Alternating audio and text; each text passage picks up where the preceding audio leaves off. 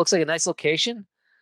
Hopefully the weather doesn't pull out the internet, because that'd just be the same way things are going today. That's okay. I've got backup internet. But boy, what a great software product we've got here. Well, they went live in March. They were supposed to go live in June, and they took advantage of COVID. We used to do these all in person, and we went live and digital. We went virtual, and we've done 90 of these, and we've never had an issue like tonight. Oh, well, I consider myself charmed. So cool. So maybe, you can introduce yourself and just give us a bit of your background, and then we'll get into the questions about the innovation stack. So my name is Jim McKelvey. I, co-founder of Square, professional glassblower, economist, and computer scientist. And I've done a few other things on the side. Most notably, I started a nonprofit called Launch Code to help people get jobs in technology and train them for free.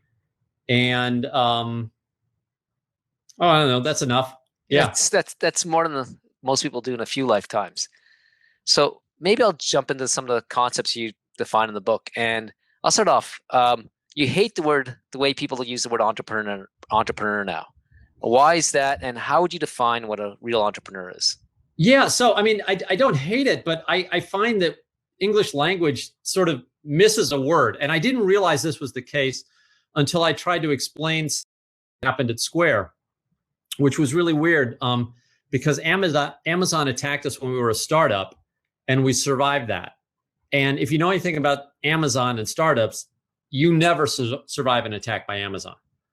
So as I went looking for examples of other companies that have lived through this, I noticed this pattern, and the pattern was basically that certain companies behave differently, and they build these things called innovation stacks. And when they do this, it's like their DNA changes. And so I was trying to distill what was different about those companies. And I realized that I needed a word to differentiate normal business from stuff that had never been tried before. Okay. So like, I totally respect the fact that you guys are using this like untested webinar thing, because like that's the nature of innovation. You try something new. Sometimes it doesn't work. Sometimes, your host shows up 20 minutes late, but the point is, we used to have a word that meant somebody doing crazy new stuff in business. And that word was originally the word entrepreneur. And that's a 100-year-old definition. And since over the last 100 years, what's happened is the word entrepreneur has become conflated with the word business person. So today, if you start any business, I mean, you could start an accounting firm and we call you an entrepreneur. You could start a coffee shop, you're called an entrepreneur. But 100 years ago, they would have called you a business person, and they would have saved the word entrepreneur for like the Wright brothers who were trying to fly, which mankind had not done before. And that was a little crazy. So like business plus crazy equals entrepreneur. So, and I have a question about that, because you talk about the sort of like the perfect problem, the problem built for that entrepreneur. So do you have to be an entrepreneur to find that perfect problem, or does the perfect problem make the entrepreneur? It's the perfect problem makes the entrepreneur. The other thing that I wanted to do by writing this book was sort of de-glorify the process of entrepreneurship, to get this hero worship out of it, get this story that we tell ourselves that somehow entrepreneurs are incredibly diligent or intelligent or gifted or young or old or experienced, like whatever sort of superlative you don't possess that allows you to not do this stuff. I mean, I've studied hundreds of companies, and I've lived through it myself, and I can tell you that there's nothing that special about the people who end up building these, multi-billion-dollar companies, but there's a process that's special. Yeah. And so I wanted to just sort of get people off the sidelines by telling them, stories, including, stuff way back in history of people who, were just normal folks who found themselves in really difficult situations and reacted in a certain way. And that reaction, if you build a thing called an innovation stack, tends to create businesses that are really durable and really powerful. So that was sort of the genesis of it. And then let's take it a bit further. So it comes down to building an innovation stack, which is, I guess, as you defined it, a bunch of unique innovations that make you cause new problems, make you create new innovations that all work together to have a overall solution. So how do you go from finding that perfect problem to that first innovation that starts that innovation stack? And maybe you can give an example from either Bank of America, IKEA, or Southwest, the great case studies you had in the book. Okay, so let's start with the definition of a perfect problem. If you think about the universe of problems in the world, you've got stuff that we've already solved. Okay, now this doesn't mean that they're not problems. It just means that somebody else knows how to fix it, right? So you can copy or hire that person and that problem will go away. Then there are the unsolved problems. And unsolved problems themselves divide into sort of two categories. One is unsolved and unsolvable, just like teleportation right now. Like we just don't have the tech to do that. Now, it may turn out that we discover some new branch of physics that makes that possible, but right now we just don't have the tech to do anything like that, at least not that I'm aware of.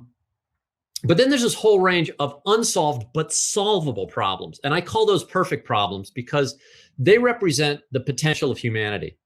So if you pick a problem that humankind has not solved before, but it happens to be one of these problems that is solvable, then you found a perfect problem. And that's the sort of focus of what I talk about in the book.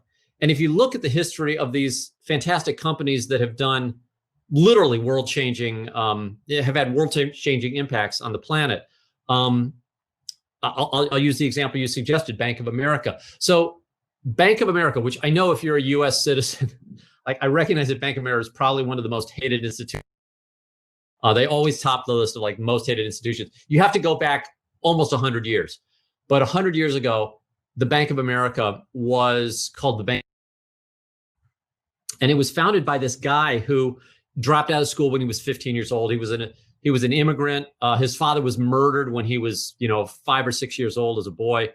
Grew up really scrappy, and he became a produce vendor. He sold lettuce. And yet, when he retired at age 30, he decided that the best thing he could do would be to start a bank for little guys. And that bank for little people became the biggest bank in the world. And it's because he built this thing that we built at Square, which is called an innovation stack. Yeah. And basically, sorry, the sun's coming up. I'm no problem. Like I'm being interrogated by the world. So he built this thing that was insanely durable, so durable, in fact, that what you now think of as banking, and I know this is an international audience, but I will tell you that I've been to banks all over the world, and banking pretty much everywhere on the planet was defined by this produce vendor in San Francisco 120 years ago. A.P. Giannini built branches, tellers who spoke your language, the fact that you could walk in and get a loan, the fact that you have installment credits, that you could finance a house. All the things you think of that make up a bank was invented by the Bank of Italy, which later became Bank of America, which later became the biggest bank in the world. And they built an innovation stack in the process. And I'm going to ask, I saw a question from an audience. I think it was Mong Mong that asked, do recessions help people find a perfect problem? Is there a certain set of adversity or economic situation? What helps someone find, I guess the question I'd take away from that is, how do people actually find a perfect problem? So how do you find a perfect problem? Well, there's a sort of a trick here. If you're doing something that humanity has not done before, there's no guarantee that what you're doing can be done. Now, if you pick up something that's pretty trivial and you think it can probably be done, yeah, sure. But if you're doing anything significant, you don't know if the problem is solvable, at least by the team that you've got and the resources you have. So there's no guarantee. You find it. And I can only speak for myself here. But in my case, I just wait until something really pisses me off. Something that I find lacking in the world that I want to bring into the world. And then I just try to build a team to build that. So that's how Square started. That's how Launch Code started. That's basically how most of my successful businesses have started, which is just a sort of small cadre of pissed off folks who are trying to fix a problem. And the reason focusing on a problem is good is because it gives the team very, very clear focus. Now, some of the other heroes that have built innovation stacks, the folks that I've researched in history, they didn't actually do it specifically to solve a problem. Some of them did, but others just found themselves in situations where, for one, they couldn't copy the solution that everybody else was using. So that was the case in IKEA. Kamprad, the founder of IKEA, wasn't so much trying to do anything different. It's just that the other companies in Sweden sort of ganged up in and kicked him out. So he ended up in this situation where he didn't really have much choice. He was either watch his business die or have to adapt to a really difficult situation. But the question from the audience is really good, and that is, how does adversity help or hurt entrepreneurship? And in my opinion, it really helps. And I've got some theory behind it, but I can't really prove this. But I can tell you that Square started in the last recession. So Jack and I started Square pretty much at the bottom of the last recession. Bank of America began in San Francisco, California, a year before the Great San Francisco earthquake. Just devastated the city. Southwest Airlines grew up in a street fight. They had so many vicious attacks that they literally spent the first 3 years in court before they could even fly the first plane. And then we talked about Kamprad, who got kicked out of Sweden. I mean, it's a rough beginning, but there's something about that makes it work. And I've got some theories as to why it happens, but all I can tell you is that I've seen the trend again and again and again. So now may be a fantastic time to start something. I see another question for audience I'll get to in a bit, but there's something you touch upon there, and you touch upon a bit up in the book, where sort of the insiders sort of kick you out, don't want to work with you. That's what happened with IKEA. Is it better to be, and you talk about copying and how it's sort of business people like copying the current solutions. It seems like you're better out to be an outsider looking to solve a problem in an industry that's never been solved, an industry problem that's never been solved. So do you believe outsiders have a competitive advantage when looking for an innovation stack? And if so, why? Yes, I believe outsiders have a natural advantage if they're trying to do something new. And the reason for this is that the human urge to copy something that works is overwhelming. Like, it's built into our genome. It is built into our society. It's built into almost every institution. It's built into our social relationships. So if you do something that has already been done before, so you're basically copying, you will get a heap of praise. You'll get funded. You'll have a lot of people saying you're doing a great thing. If you're doing something that has not been done before, you'll get none of that. And it's very, very lonely. But if you are trying to do something in an industry, so pick any industry, and you have expertise in that industry, that expertise will act as this gravitational force pulling you into what the industry has already decided is possible. So, I mean, you can see examples of this all over the place. You know, it took Tesla, which had no DNA in the auto industry, to build the electric car, even though GM, 10 years before Tesla, built the EV1. I mean, they had an electric car. They could physically build an electric car. What they couldn't do is make it. They couldn't make it any good. And they eventually abandoned it.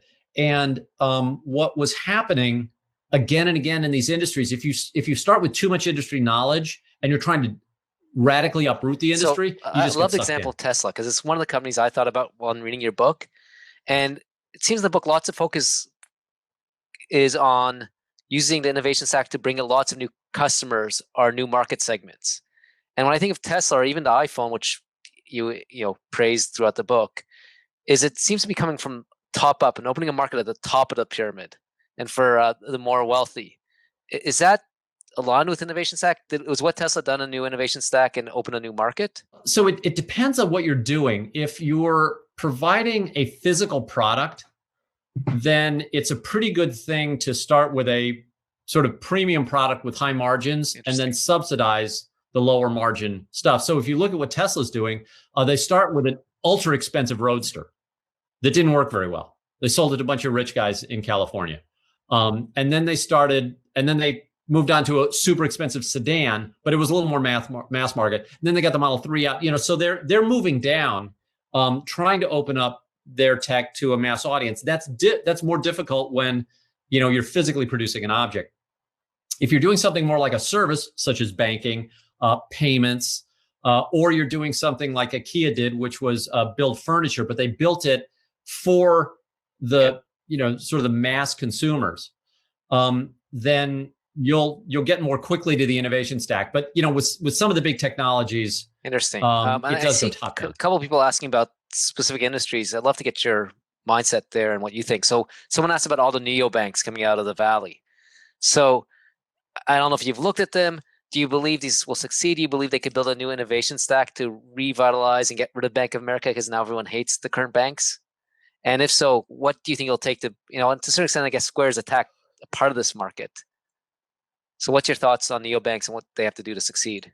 Well, yeah. And, and we just got a banking license. So in a form, we got an ILC. We were granted an ILC license, which hasn't been done in like decades. So yeah, I think we can shake things up. That doesn't mean that there isn't a lot of innovation left for existing banks. But what I'm more concerned about is not so much knocking off the existing banks, which I don't care about, but it's enabling people who would like to use the services of banks to be able to do so.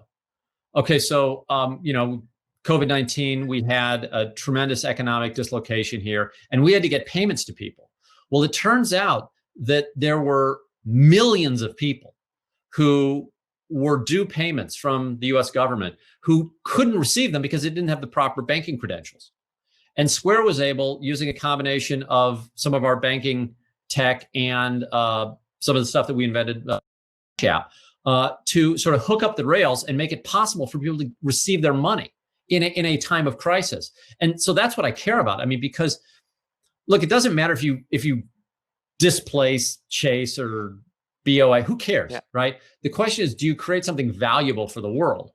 So, and I hear this mistake a lot. I hear people talking about, disrupting and, how are you going to beat the Bank of America? I couldn't care less about beating Bank of America. What I care about is serving people who, we're not serving right now. And can we bring our services out to more people? Interesting. And one more question about another company someone asked is Google, and it was about first mover advantage versus the one that succeeds. So someone posted in the questions in the chat about Google was a second mover. They won. Did it? Yeah. They were the 17th mover. Or 18, 17 or 18, depending on what you count. There was a problem people were trying to solve, and they just have the best innovation stack. Do you think they applied the innovation stack to win? And then if so, how do you know when you've got the innovation stack working for you versus not working? So it's fairly obvious when it starts working if you're focused on a problem.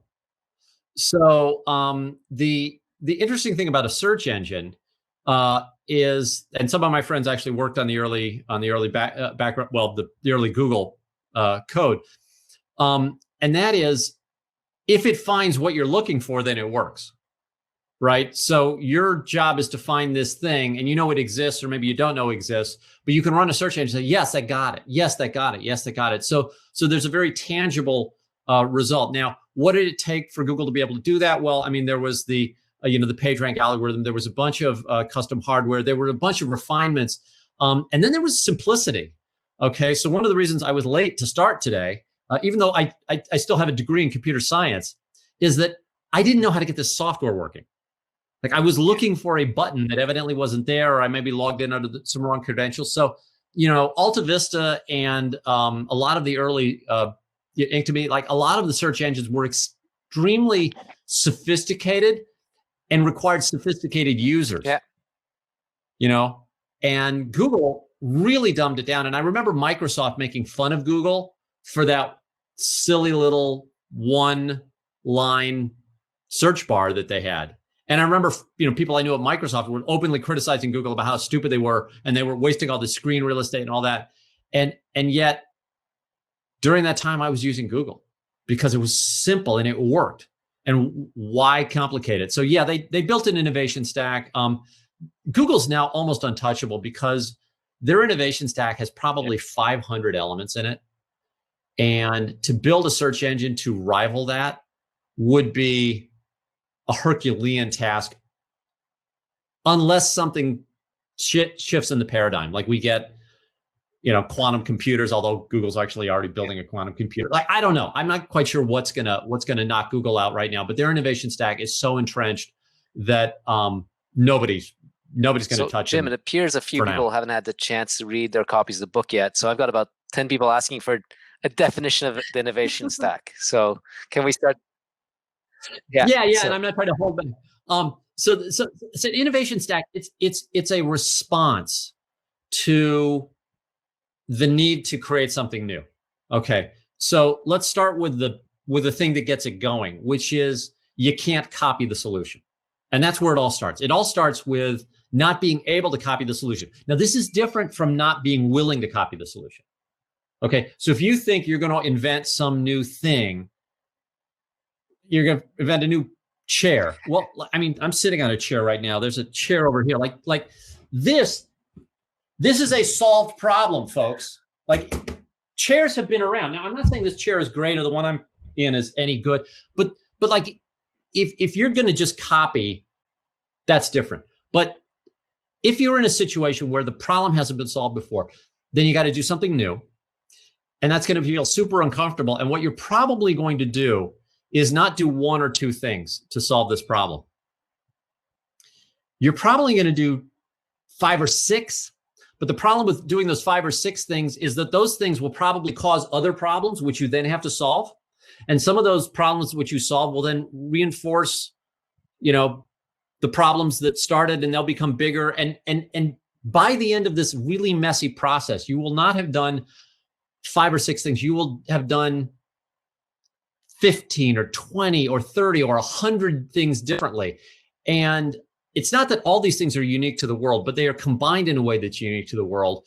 And they interact with each other in this really messy snarl that I call an innovation stack. And it's just a way of labeling the process of innovation, because that's typically how it happens. Maybe for the audience, can you go into two parts? One, you've got an innovation stack that's working. And I heard one thing is when you start solving it, it feels a bit uncomfortable because it's new. But what are the other signs that the innovation stack is working, and how do you decide what innovation to drop and what one to add, and how do you get to a finished innovation stack? And it's a great question. And buried in your question is please, Jim, give me a checklist that I can follow. No. Right? That's maybe, sort of what, I guess so. It's human nature to ask for a checklist, right? Yeah, you want a what's the one in the book? I'll tell you a funny story if you remind me at the end. But here's the thing. You want to, so I'll answer your first question. How do you know when it works? When the problem that you've chosen is solved. It's super simple.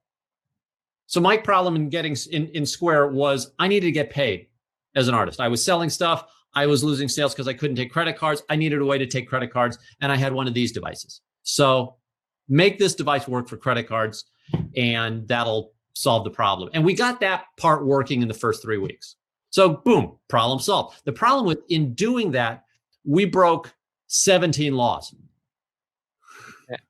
Like it was totally illegal. Like all the stuff that we were doing just to make a simple payment possible for an individual like myself, we ran afoul of MasterCard's rules, Visa's rules, the federal government's rules, local banking rules, state money transmitter rules. Like we were so in violation that I stopped counting at 17. But then the question is, well, were we willing to work to either change those laws or adapt to them? And that took us a year and a half. And after that year and a half, we could do basically we could do exactly the same thing that we'd done 18 months earlier. We could just do it legally. So it's pretty obvious when the problem is solved. But I'd like to answer the sort of the secret question that you ask in the middle, which is, can you give me a checklist for this? Can you just write down the steps so I can follow the steps? And I can't do that, because the checklist you want is a step-by-step problem solving formula for an unsolved problem. And I can't give you that. As a matter of fact, I had one publisher who wouldn't even read the book. It was, God, I don't want to send it to me slam after. The wrong publisher. It was the guys send who it to me published. after, and I'll share it in our Slack channel. Yeah, so no. buy books from them. whoever published Good to Great, Yeah. because Jim Collins is one of my heroes, and I went to his publisher, and his publisher refused to even read my book because he didn't have a checklist. And I was like, wait a second. I'm writing a book about unsolved problems and the process of that, and I can't make a checklist, and I wouldn't even know how long to make it. And they said, oh, well, we can tell you 5 to 7 steps. I was like, what? I was like, well, you need a checklist that's 5 to 7 steps. That's a business book. And by the way, I hate business books. They suck. But yeah, they wanted a 5 to 7 steps. And there's your checklist. But you don't get one. Like, if you want to do something unique, I can't tell you how many steps it is, or I can't, and nobody can even tell you if it's a solvable problem. That's a big risk. And that's why this is a scary, lonely process. And then you mentioned you noticed stacks working when the problem's solved. So what happens after? You mentioned Google had 500 stacks of this innovation stack. And maybe I don't know. Maybe they got 12. I really don't know. So what do you do? You've got the problem solved. Does the innovation stack stay static, or does it change over time? Do you refine it? So it'll morph, but it morphs more slowly as time goes on. Once it's solved, look at a company like IKEA, which created most of their innovation stack, by the mid 1950s. Okay. Since then, they have continued to add refinement. They've continued. And if your company has a sort of a nimble attitude and you still have that sort of entrepreneurial DNA, then you'll continue to refine it in the service of your customers. And again, this is not some sort of checklist activity. It's just your daily business. You're seeing problem surface from your customers. You're trying to solve those problems, and that pretty much it's easy. You don't need a checklist. You don't need to know. The cool thing about once you actually solve the problem and then start getting customers is that the customers will then suggest things that you need to do. So in Square's case, it was really simple. We built this thing that allowed me to get paid. And then we released it to the world. The first thing they said was, well, it's sort of a cash register. Could you build some other cash register-like functions? And we're like, oh, yeah, sure. So we started building, and we actually came out with the first cash register for the iPad. So Apple gave us an iPad early on, and we built the first point-of-sale system for an iPad. Well, a point-of-sale system, well, what's that? I mean, is it a cash register? Is it accounting system? Is it inventory? Is it employee scheduling? Well, now we have all those modules and a dozen more, because those are all logical things to add to it. So now, 10 years later, we have this pretty robust thing, and you could call that part of an innovation stack, or you could call that separate stacks. But again, now we're just sort of playing with words. The real question is, how do you know when you're done? And the answer is when you've solved the problem. Love that. I'm just conscious of time, so I'm gonna go with a question from Millicent, because I think it's gonna take us back to where we started this conversation. And she's asking, how important was this white square shaped product unique for the solution when you had imitators like Intuit, who had apparently cylindrical reader? eBay had a triangle one. You talked about how Amazon tried to compete with you. So I have two questions. One, in the book, you mentioned how it got attention, and it seemed like all the stacks that you talk about, innovation stacks, had something to get attention. So is that a part of every innovation stack? And the second thing is, take us back to why none of these these incumbents were able to beat you. Two big questions. Okay, so this is actually the very first Square reader that was commercially available. It's actually smaller than the one that's on the market now. This very first one. And we had, I'm going to try not to show my credit card to the whole world. I'm going to use my driver's license. But the problem with this thing was, when you swipe the credit card through something this narrow, it wobbles. And because it wobbles, it didn't read correctly. So unless you were really good at doing this motion, it would misread. And the people who copied us figured this problem out. It's pretty obvious if you ever use the thing. And they made wider units. And those wider units were interesting because they work so well that they're boring. Square's unit, which I think looks incredibly cool, does not work incredibly well. And we noticed that when we produced this, that people would be fascinated by the size of this unit. And we used that to get their attention. And I actually ran a test, because I built a small unit and a big unit. And we ended up manufacturing both units, but we never shipped the big unit. We only shipped this one. And the reason we did was because it was an attention getter. And attention is so important. If you are trying to do something that is new, one of the problems you will have is that people will not understand that it's new. And the first thing they will do is they will associate whatever similar thing they can first think of with your new thing. So if you have a new treatment for a disease and it uses a totally different mechanism of action, the medical community will look at it and say, oh, well, that must be a vaccine. And you go like, no, it triggers this other pathway. And they'll go like, no, it's a vaccine. Like even trained physicians, even trained scientists do this. And it's kind of worse for everybody else who's not a trained scientist. We all tend to get sucked into what we already understand. And so the times we can break that are when something is new and noteworthy. It makes you pay attention. And by making such a small and sort of difficult to use credit card reader, we were able to get people's attention. And that turned out to be pretty significant. And do you recommend something that gets attention for all innovation stacks? Is that a key component? Again, I know there's no checklist, but it seemed to be pretty common with the. Yeah, so it's a good thing to get the customer's attention. You should do something. So IKEA was famous for selling really cheap hot dogs outside their stores. Now, was that important? I don't know. Kamprad would tell you that, people don't shop well when they're hungry. And he thought that a really good, piece of cured meat was an important. Now, did that make the store? No, but does it get you that attention? Does it make you feel a little bit special? Yes. And I think that's probably very helpful.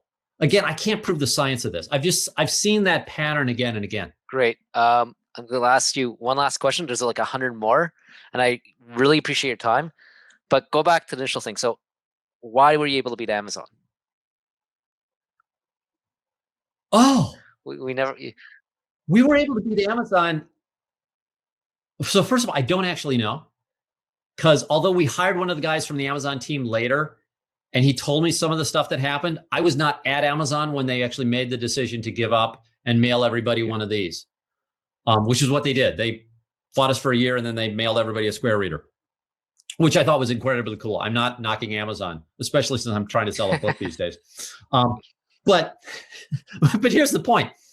I believe, and this is based on more of a historical study of other companies that have been in similar situations, that it is just insanely difficult to copy an innovation stack. So if you're doing 12 things differently and you have somebody who wants to copy you, well, they now have to do 12 things correctly all at the same time.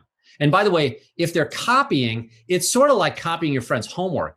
I can copy the answers and write them down, but unless I know how she got those answers, I might not be able to do the work later. And if one of those answers is a little bit off or something changes, I won't be able to redrive the answer. So while copying is a very powerful tool, and I believe in using it whenever you can, it really doesn't work up against innovation stacks unless you give the competitor, the copycat, years and make it very simple by, well, I talk about in the book how some companies enable copying. But generally, if you want to defend an innovation stack, you're in a very good place to do so. I'll leave it with that as the last question. Everyone else has questions. I'll have a suggestion for you guys in a minute. Jim, thank you for your patience tonight. I'm glad the storm didn't take out the internet. And everyone who hasn't read the book, I expect you to read the book in the next couple of days. Thank you so much. Yeah, I'm so sorry to be a little slow getting in here. It was the technology's fault. Don't worry about it.